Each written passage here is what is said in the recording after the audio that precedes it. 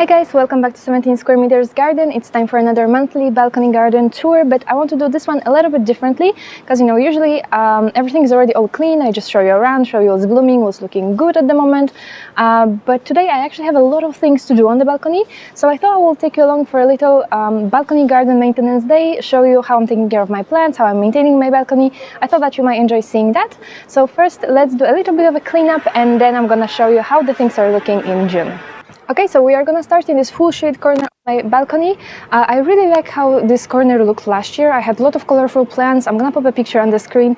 I really liked how it looked, but as the plants grow, they sometimes outgrow their space, so I have to move them to the other part of the balcony. And I don't really like what I ended up with this year, so I want to add a few more plants, some typical shade living plants to create a really cute like woodland shade garden, but I'm gonna share that with you in the next videos. So now let's do some cleanup here. Okay, so the first thing that I'm gonna do is actually just discovered recently. There's a little baby tiarella growing inside of my hosta. It's self-seeded in here. So I want to pull it out and I want to transplant it into its separate pot.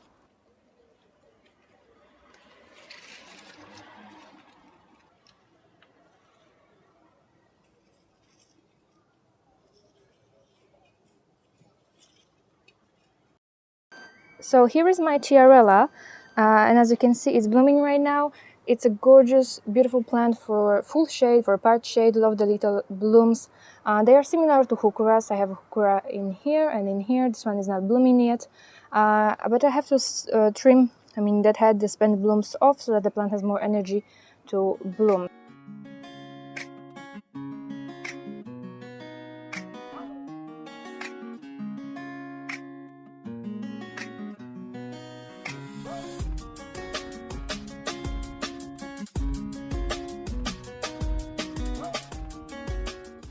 Okay, two other things that I need to do here is I need to deadhead this lily. It's a Lilium regale. It was a beautiful lily, the first time growing Lilium regale in my balcony. It smells amazing. It blooms for quite a long time. So I have to deadhead the spent blooms off, but I'm gonna keep the foliage so that the bulbs can accumulate energy to bloom next year. And then the second thing I'm gonna do, as you can see here, I have my clematis. It's a Clematis montana maline. It blooms beautifully in spring, and I want to train it over the window in here and over the window here. So I'm using these self-adhesive hooks, plastic hooks, and it got a little bit messy, a little bit tangled, so I have to untangle it and train it properly over the windows.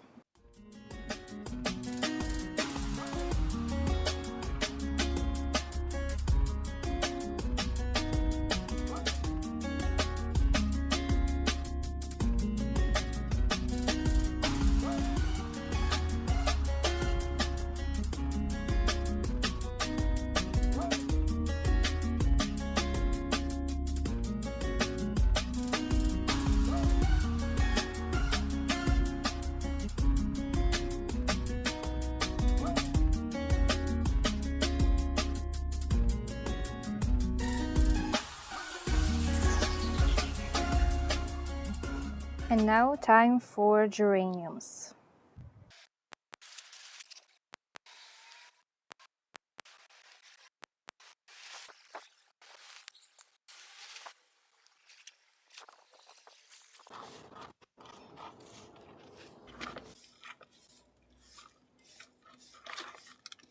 Okay, so now I'm gonna be working in this part of the balcony. It's a huge mess in here because I have so many containers that are like in between the seasons. Like I still haven't removed some spring bulbs, but I'm already like planting my summer flowers.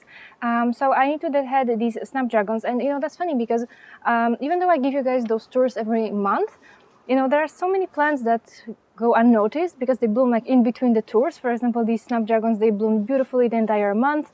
But now they are like pretty much done, so I have to deadhead them. But they will have another flash of bloom later on in the season. But yeah, they were really beautiful. I kept them from last year, and they actually self-seeded in one of the other containers, so I want to repot that to have another snapdragon plant.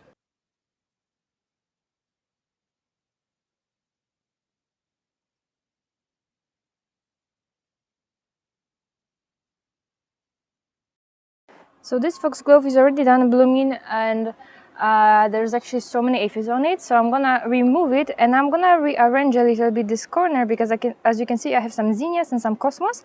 And look, those zinnias that catch a little bit of morning sunlight, they are perfectly fine. There's a little bit of powdery mildew going on, which I will have to remove. But these cosmos don't receive enough sunlight, so I want to place them higher up so that they can catch morning sunlight.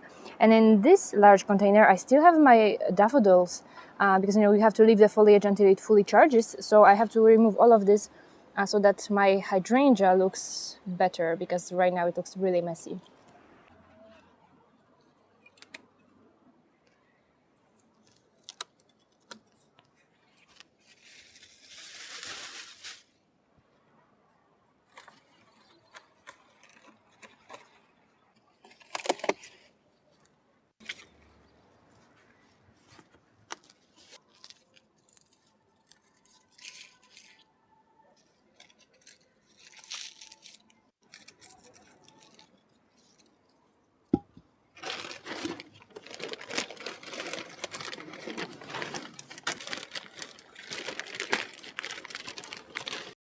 So I don't know if you guys saw the tour of my in-laws balcony garden that I posted recently. I said that I brought the plants that they had in their autumn planters, because I changed their planters from autumn, winter, spring to summer, and they had a lot of perennial plants. So I didn't want to throw them away. That would be a waste, because we had heucheras, we had ivy, there was cordyline. So I actually took them on my balcony. I planted them. You can see here I planted some cordyline, some heucheras, but I still have a few left. So I'm thinking I'm gonna plant some of these in that other corner.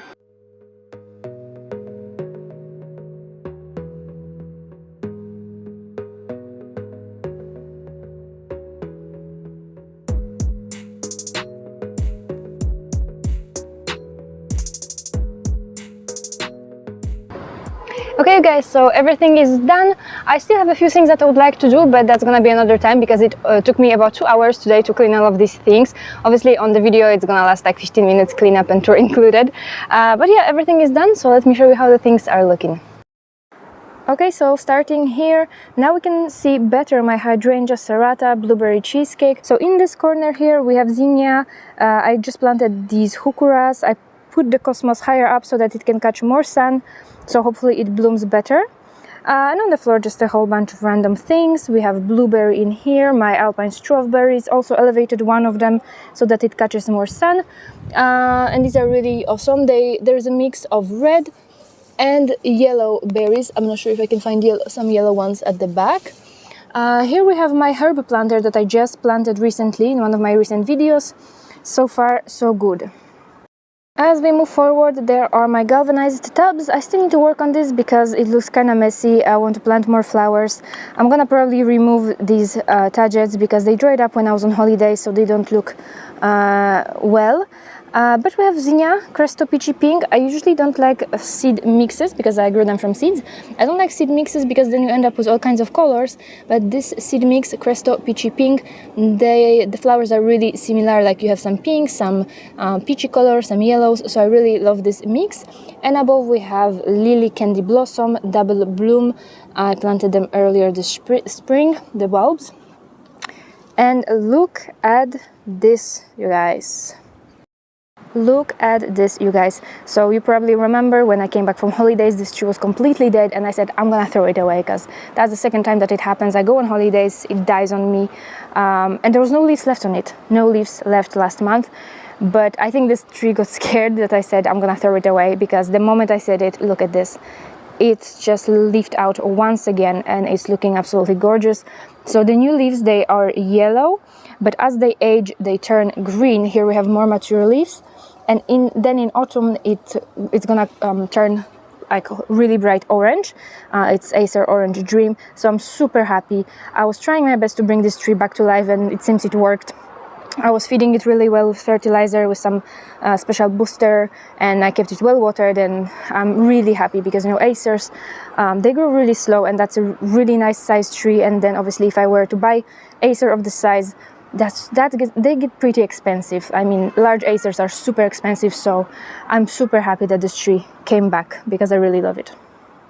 Just quickly, a few things here on the floor. Alcamilla mollis, heuchera, scabiosa. Bees are absolutely loving scabiosa. There is one bee right there on my begonia. The summer planters are looking really good. All the plants are growing well, nothing died in here, so that's perfect. Moving on, here we have another heuchera. This one is called silver gumdrop. More tagets, but these are doing really well. These are the tagets that I grew from seeds. It's taget snowstorm. More zinnias. These ones are not blooming because I think they're too much covered by the Acer garnet. On the floor here, geraniums. I just deadheaded them. They are past their prime, but they still have a lot of blooms. Hydrangea macrophylla, also full of blooms, and it's getting huge, you guys. I'm starting to think if I'm gonna have enough place for this plant, because it's like 1 meter in diameter right now, but it's looking absolutely gorgeous, perfectly healthy. And the shade corner, here we have a topiary, my bay leaf topiary, carex, grass evergold, some Erigean carvinscanus, Tiarella, Euonymus, Fortunii harlequin. Then we have Brennera, Macrophylla variegata, some begonia, more carex, hostas, hosta, heuchera, and foxgloves that are almost done blooming. I mean, this one, the poor thing, broke in the wind. So I'm gonna, once they are done blooming, because they are biennials, I grow them from seeds. So once they are done blooming, I will replace them with something else. As I said, I have some plans for this corner that I'm gonna share with you later on. Okay guys, this is gonna be it for today's video. Hope you found it interesting. Thanks so much for joining me today, and I'll see you again next Saturday. Bye!